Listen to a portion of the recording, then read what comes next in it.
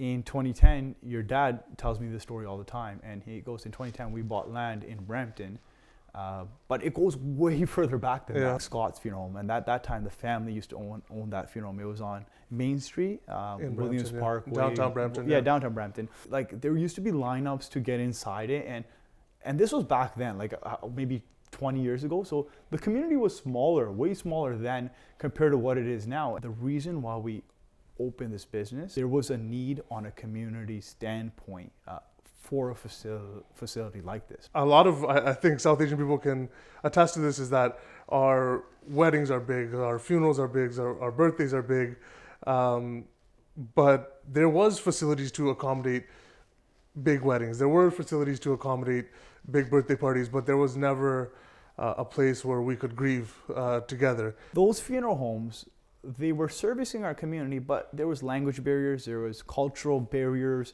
there was just not understanding some of the rituals. For example, like we do dressings, ritual dressings, like we help dress our loved one at the end. And when I say we, like the family does. Dressing with the families is one of the things that I enjoyed most through my time here.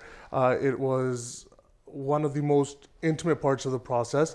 You really get to know the family. You were probably 23 or 22, and I was 22, and like I'm 30 now. So my 20s was spent here. But at that point, we were cleaning washrooms and taking out 100%. Garbages, and we were not a part of the operation at all. We were pretty much support staff. Jatinder and I have transferred, and when we mean transferred, picked up, deceased from the place of death. It could be a hospital, a nursing home, a house.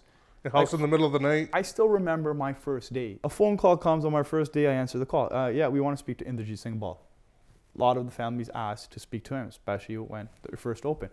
Put the family on hold. I knock on the door, and I open the door, and I'm like, Mama ji, someone's on the phone for you, right? He goes, okay, no problem. But andar, like, come in.